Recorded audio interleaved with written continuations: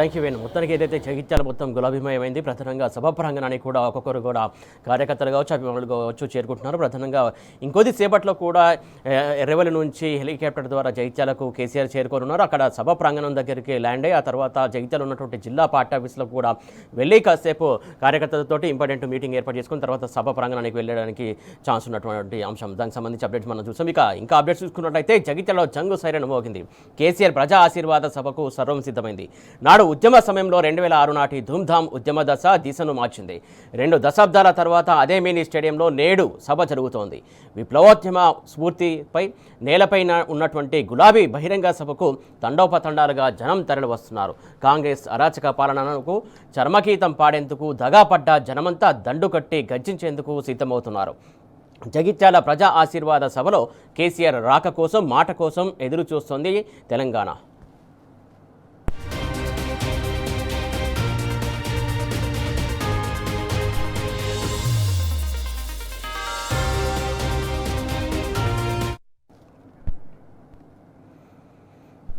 Right, ఇటు జగిత్యాల నలుమూలల నుంచి కూడా కార్యకర్తలు పెద్ద ఎత్తున ప్రజా ఆశీర్వాద సభకు వస్తున్నారు. మరిన్ని తాజా అప్డేట్స్ అందించడానికి మా కరెస్పాండెంట్ లెవిల్ కూడా సిద్ధం ఉన్నాడు.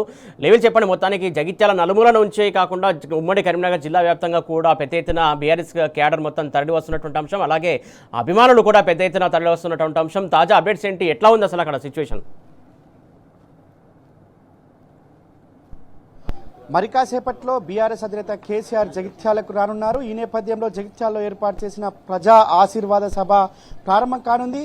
సాయంత్రం 5:30 గంటలకి కలెక్టర్ కార్యాలయం ఆవరణలో ఏర్పాటు చేసిన హెలిప్యాడ్లో ల్యాండ్ అవుతారు. అక్కడ నుంచి నేరుగా పార్టీ కార్యాలయంలోకి వెళ్తారు. అక్కడ సర్వమత ప్రార్థనలు చేస్తారు. అనంతరం అక్కడ జగిత్యాల జిల్లాకు సంబంధించిన ముఖ్య కార్యకర్తల నాయకుల సమావేశంలో పాల్గొంటారు. తాజా రాజకీయాలు, దేశంలో జరుగుతున్న రాజకీయాలతో పాటు రాష్ట్ర రాజకీయాలపై కీలక అంశాలపైన అధినేత కేసీఆర్ చర్చిస్తారు. అనంతరం నేరుగా వివేకానంద గ్రౌండ్లో ఏర్పాటు చేసిన భారీ బహిరంగ సభకు, ప్రజా ఆశీర్వాద సభకు బయలుదేరి అక్కడ యావత్ తెలంగాణ సమాజాన్ని ఉద్దేశించి బీఆర్ఎస్ అధినేత కేసీఆర్ ప్రసంగిస్తారు. దానికి ముందు 40 ఏళ్ల సుదీర్ఘ కాంగ్రెస్ పార్టీకి చర్మగీతం పాడుతూ బీఆర్ఎస్ పార్టీలో చేరనున్న జీవన్ రెడ్డికి గులాబీ కండువా కప్పి సాధారణంగా బీఆర్ఎస్ పార్టీలోకి ఆహ్వానిస్తారు. అయితే ఇప్పటికే జగిత్యాల పట్టణం అంతా కూడా గులాబీమయం అయిపోయింది. ఎక్కడ చూసినా ఆ గులాబీ గుబాలిస్తుంది. ఇవాళ యావత్ తెలంగాణ అంతా కూడా జగిత్యాల వైపు చూస్తుంది. అయితే చాలా పెద్ద ఎత్తున లక్షకు పైచిలకు ప్రజలంతా కూడా ఇక్కడ సభ ప్రాంగణానికి చేరుకుంటున్న నేపథ్యంలో అయితే పండు ముసల నుంచి పసిపాప వరకు కూడా కేసీఆర్ ప్రసంగం వినాలని ఒక ఆసక్తి ఉంది. కేసీఆర్ ప్రసంగం చూడాలని ఒక ఆతృత ఉంది. ఖచ్చితంగా కేసీఆర్ ప్రసంగం వింటేనే ఇవాళ యావత్ తెలంగాణ ఏం జరుగుతుందనేది తెలుస్తుంది. కనుక ఖచ్చితంగా ఈ నేపథ్యంలోనే చాలా చోట్ల భారీ స్క్రీన్లు ఏర్పాటు చేశారు. ఆ స్క్రీన్లు అన్ని కూడా ఇక్కడ జగిత్యాల పట్టణంతో పాటు జగిత్యాల అవుట్స్కట్స్ లో కూడా ఏర్పాటు చేశారు. మనతో మాట్లాడడానికి కౌన్సిలర్ చెప్పండి, ప్రధానంగా ఇవాళ ఇక్కడ స్క్రీన్ ఏర్పాటు చేయడానికి కారణం ఏంటి, ఎందుకు అసలు ఏర్పాటు చేశారు? నమస్కారం, టీ న్యూస్కి నమస్కారం. ఈరోజు కేసీఆర్ బహిరంగ సభ జరుగుతున్న నేపథ్యంలో మహిళలకు అవకాశం లేదు, అక్కడ రష్ ఎక్కువ ఉండిపోయి, అందుగురించి వాళ్ళ కోరిక మేరకు చిన్న పెద్ద అందరూ ముసలి వాళ్ళు అందరూ కేసీఆర్ గారిని చూడాలి, వారి మాటలు వినాలని కోరికతో మా వార్డు ప్రజల కొరకు భారీ స్క్రీన్ ఏర్పాటు చేయడం జరిగింది. ప్రతి ఒక్కరికి చేరువలో కేసీఆర్ మాటలు, కేసీఆర్ గారి ఆలోచన విధానము, ఆయన విజన్ అన్నీ చేరుకోవాలని మేము స్క్రీన్ ఏర్పాటు చేయడం జరిగింది. అందరూ కంపల్సరీ అటెండ్ అవుతారని నమ్మకము. జై కేసీఆర్, జై తెలంగాణ.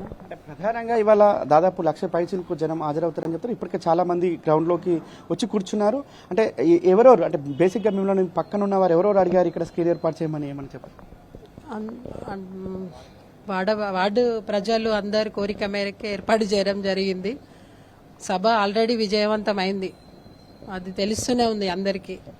ముందు జరగబోయేది కూడా ఏ ప్రభుత్వం రాబోతుందో కూడా అర్థమైపోయింది ప్రజలకి. కాబట్టి మన ప్రభుత్వమే, బీఆర్ఎస్ ప్రభుత్వమే వస్తుంది, కేసీఆర్ గారు రావాలి, రేవంత్ పోవాలి అనే నినాదంతోనే జరుగుతుంది.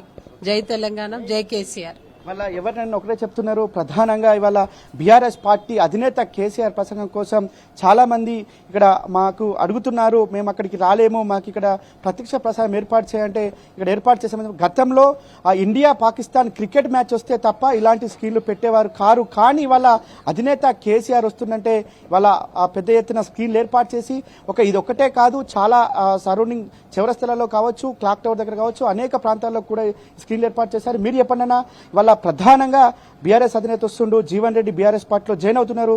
కానీ రాష్ట్రంలో ఉన్న స్థానికంగా ఉన్న ఎమ్మెల్యే, ఫిరాయింపుల ఎమ్మెల్యే కొన్ని మాటలు చెప్తారు, ఎట్లా చూడొచ్చు? సార్, ఆయన చేసుకున్న ప్రాబ్లం గురించి ఆయన వెళ్ళిపోవచ్చు, కానీ ఆయన వెళ్ళిపోయినందుకు మనకు బాధ లేదు. మన జగిత్యాలకు సంబంధించిన ప్రజలు కావచ్చు, బీఆర్ఎస్ నమ్ముకున్న ప్రజలు కావచ్చు, ఈ రోజు జీవన్ రెడ్డి సాబ్తో ఉన్న ప్రజలు కావచ్చు, కేసీఆర్ కోసం చాలా సహకరించడానికి ముందుకొచ్చారు. ఇక రానున్న కాలానికి 2029 కావచ్చు, 2020 కావచ్చు, ఎలక్షన్ల ప్రకారంగా చూసుకుంటే 85 నుండి 90-95 నార్మల్గా ఉన్న సీట్లు అయితే ఖచ్చితంగా టీఆర్ఎస్ గెలుచుకుంటుందని అందరి జనాలలో ఉన్నది సార్ తెలంగాణలో. రెండోది ఏంటంటే కేసీఆర్ రావాలి తెలంగాణలో, రేవంత్ పోవాలనే నిదానం బాగా ఏర్పడుతుంది సార్. ఇది జగిత్యాలకెళ్ళే రూపురేఖలు మారుతున్నాయి సార్ టీఆర్ఎస్ సంబంధించి. దీనికోసం చాలా మంది కష్టపడుతున్నారు.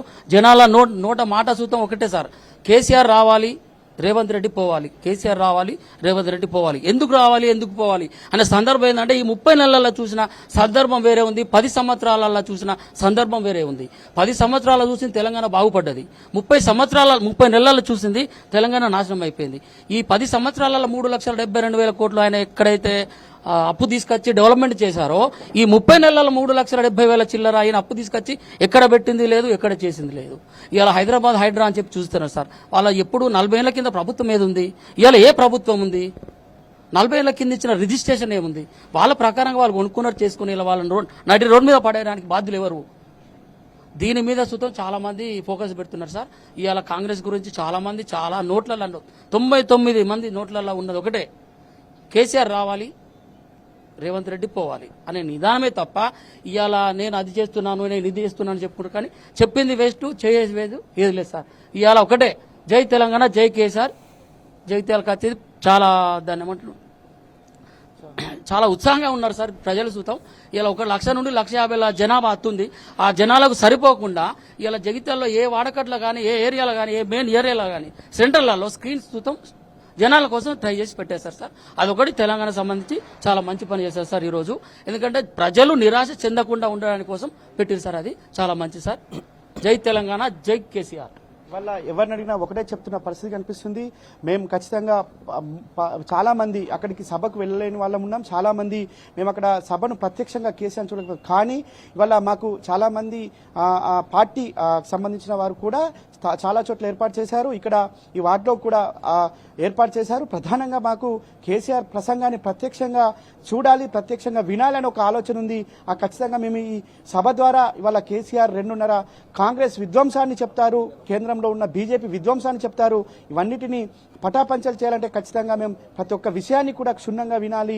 మేము ప్రజలకు చెప్తాం, మళ్ళీ రేవంత్ పోవాలి, కేసీఆర్ రావాలి, మళ్ళీ బీఆర్ఎస్ అధికారంలోకి రావాలి, ప్రజలంతా సుఖ సంతోషాలతో ఉండాలని చెప్పేసి కూడా వాళ్ళ కంకణబద్దులై ఉన్నాం. ఖచ్చితంగా ఈ సభను సక్సెస్ అయింది. ఇప్పటికే సభా వేదిక వద్దకి వేలాది మంది చేరుకుంటున్నారు.